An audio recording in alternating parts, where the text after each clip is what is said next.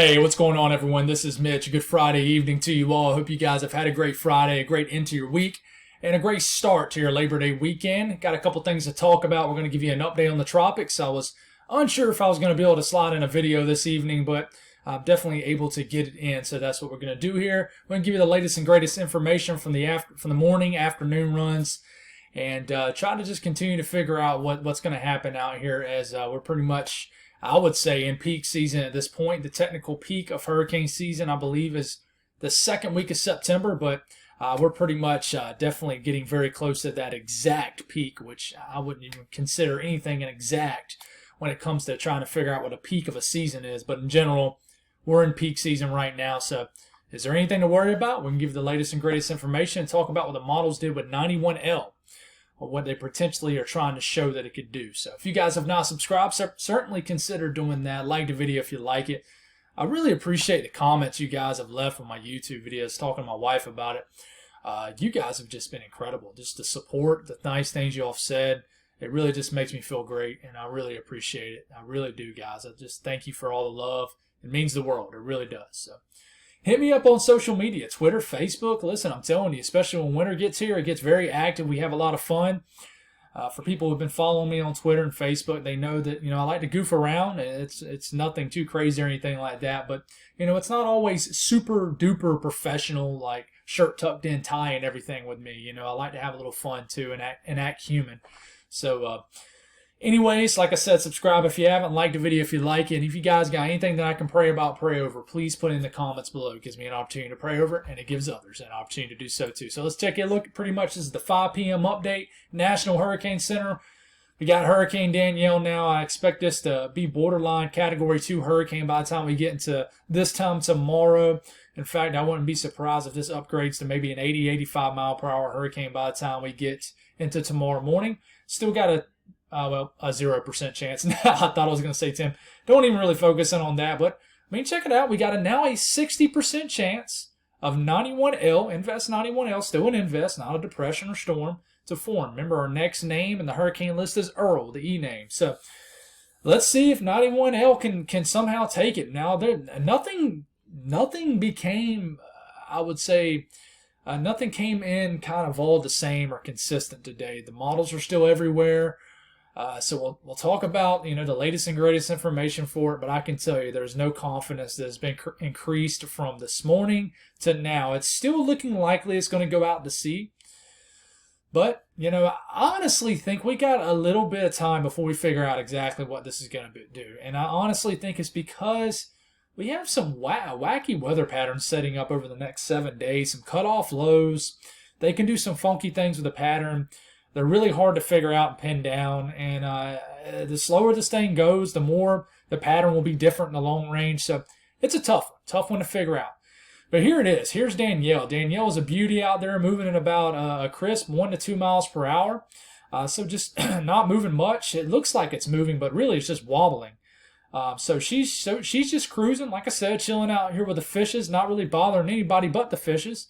But it's a nice looking hurricane. I tell you what, if you told me this was a Category 2 hurricane, I'd probably believe you. So it's a healthy looking hurricane. It looks whole. It doesn't look like a half a cane like we see sometimes in the Gulf of Mexico, but it's definitely looking good out there in the North Atlantic. And then we take a look at Invest 91L. Still just 2 areas of blowups and convection. A lot of showers and storms in the northern Leeward Islands. So you guys are seeing some, just like I said, some showers and storms. But the main blow up in energy right here, and the main piece of energy associated with this invest is right here. And this is well east of the northern Leeward Islands. So we'll continue to figure it out. Looking at a much more broader view of the Atlantic Basin, this was 94L. This is kind of dissipating now, and it just doesn't have a chance at all to develop. Still watching kind of North Africa, but I can tell you there's no robust-looking tropical waves coming off North Africa right now. There really isn't. 91L has looked like it has been in the same spot. It honestly looks like it was in the same spot last weekend. It really does. It's crazy. I feel like it's barely moved. I feel like if I could walk faster than it's moved lately, but, it's still just doing its thing, and there's still question marks on what it's going to do right here. We do know it's going to be in a hostile environment, and we didn't know this probably about a week ago. We thought it would enter a much more favorable environment in the Southwest Atlantic. But I just think the slow progression of this is now you have a tut interaction. A tut is coming in, bringing in a lot of shear. And it's built to maintain to the point where it's still a tropical wave. So it hasn't been completely dismantled, but it has not had any room to strengthen whatsoever. So let's take a look at the latest model guidance here. This is the latest Euro, hot off the press, came out about 2 hours ago.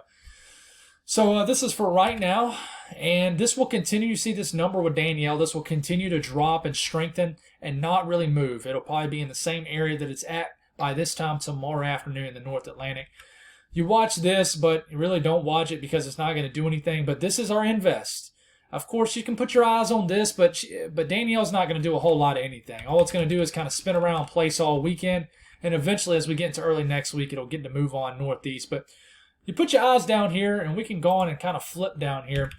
And we'll go all the way out to about Labor Day, well, about Sunday morning. You got this wave still north of Puerto Rico. This is continuing, but there's no real strengthening. In fact, it's more so weakening. But look at this.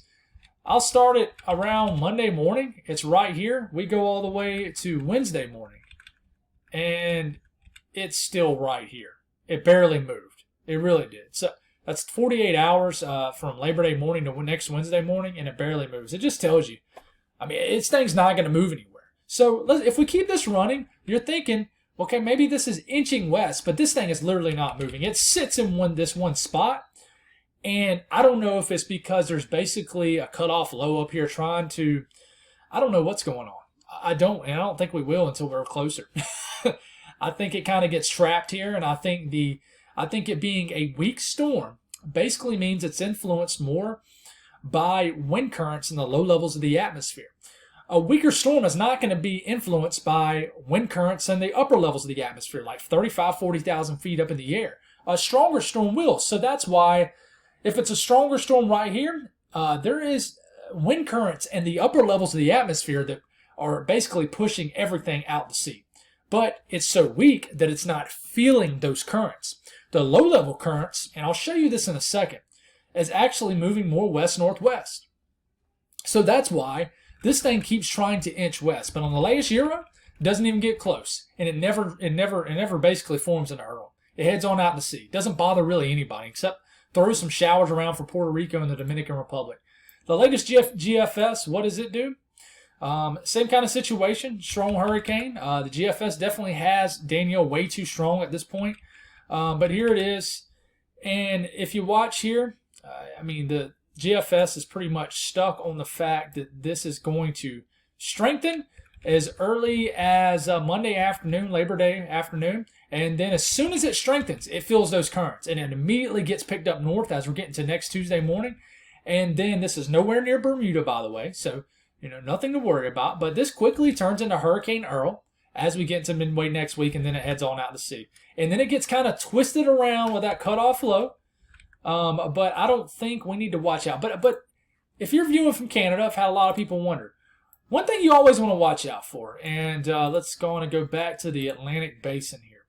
There's going to be some kind of cutoff low feature in here. So I'll back this up. A cutoff low kind of swings through, kind of disrupts the main path. This is just one run of the GFS. This cutoff low kind of swings it back east, and then it flirts with the idea of affecting Nova Scotia or Nantucket, areas of southeast Canada. But it never quite does, and then it heads on away, and there's nothing to worry about. A trough pushes it out. But look what it does. It's very odd, but I kind of can see what's going on. The cutoff low kind of spins through here and yanks it back east temporarily. And yeah, so the Canadian model. Let's see what that does. Same thing. It's just like the GFS with 91L. Strengthens it right here, turns it north immediately. It feels that current, but the Canadian model kind of stalls it out, and it becomes, by the time we get to this time next Friday, so 1 week out, stalls it out here, and then it actually misses Bermuda barely to the west. And then the Canadian keeps going, and the Canadian has it getting awfully close to Nova Scotia and Nantucket. But I just think that we can have more wild solutions with 91L coming up. And I honestly think it's because if the trend is that this is going to be a week, if the more weaker it stays over this weekend, the more of a wrench it's going to throw into this. I'm telling you. So we need to just kind of figure out what's going to happen, and it's going to be tough. Have no idea why I have this panel pulled up, but anyways, here we go. The EPS ensembles, European ensembles. Listen, I mean, there's no drastic shift from this west. This is one of the best things you can look at in the long term. And you're looking for a trend of these lines to be more west if you're thinking if you want to have something to worry about. But really, there's nothing. Now, I can tell you the few members that do, which is about 5 out of 50 members, 10% of the members does have it kind of trying to get a little bit further west. Now, you can count these members too, so that might be 9 or 10 out of 50 of these members. But you notice some of these members that do get west are pretty strong. They're strong hurricanes. So, but I just don't think there's nothing to worry about. So what you're seeing here, this is going to confuse a lot of people. I know I haven't showed this, and I couldn't make it any bigger, so I know it's kind of small on your screen. This is basically the wind currents at 700 to 850 millibars. So that's about a mile, 2-3 miles in the atmosphere. It's what we call the low levels of the atmosphere. So you see these little streamlines right here, and this is actually our system right here. See the little streamlines, and this is basically going from past to present. So if you're thinking this is for forward future motion, no. It starts off on the 28th and it goes all the way to right now, which is the 2nd. So this is the low levels of the atmosphere. You notice this is a weaker storm, and you notice the wind currents directions are pointing west or west-northwest. This is a weaker storm. So these are the wind currents it's feeling, and that's why it keeps me moving west-northwest. But you look at the 200 millibar wind streams from 200 millibars, which is 40,000 feet up in the air, and look at the wind currents. And we'll go in the future at this point. And the wind currents, basically, when I say wind currents, basically the steering currents is what I'm meaning. If you go this far up in the atmosphere, it shows it pointing north. Therefore, this is the little low pressure right here. If it was a stronger system, it's going to feel these kind of steering currents further up in the atmosphere. Therefore, it would get yanked north. And that's why the GFS yanks north, because it's a stronger system right here. And as soon as it gets even to a tropical storm, it immediately feels those currents and it heads on out to sea. But the European remains so weak that it never feels them upper level currents. If that makes any sense, guys. So basically a stronger storm basically shoots higher up in the atmosphere in a nutshell. A weaker storm does not. So that's one way you can think of it. And the last panel I'll talk to you about real briefly is going into kind of the long-range outlook of our forecast, about a week out. Look at this big cutoff low. This is literally a gigantic cutoff low, ridging up here. This isn't a cold front. This is definitely a cutoff low. And, you got some kind of cutoff low feature right here too. And here's the low pressure. And that, the GFS kind of shows this too. And, we're going to jump to the GFS. And here it is. So if we back this up, here's the low pressure right here. This cutoff low forms. It yanks into this, influences the steering currents, pulls it in, almost absorbs it, slingshots it back north to northeast, and that's why it gets really close to southeast Canada. And then it heads on back out to sea. You kind of see what happens there. Cutoff low forms, yanks onto this, and then yanks it back north into northeast, and then it kind of dominates and then heads on back east. So interesting, development here. And really, nothing's threatening. But I'm kind of showing you what these models are doing and what it means. Of course, I don't want to jump on here and just show you a bunch of flashy model runs. And I want to keep it real with you guys. But I'm kind of showing you why these models are showing what they're showing. Like what does it mean if a GFS is a stronger solution? What would it mean for the short to medium term? What would it mean if the European was right for the kind of the long range? So that's all I got, guys. I'll have you an update in the morning. Y'all have a great Friday evening. God bless, and I'll talk to you soon.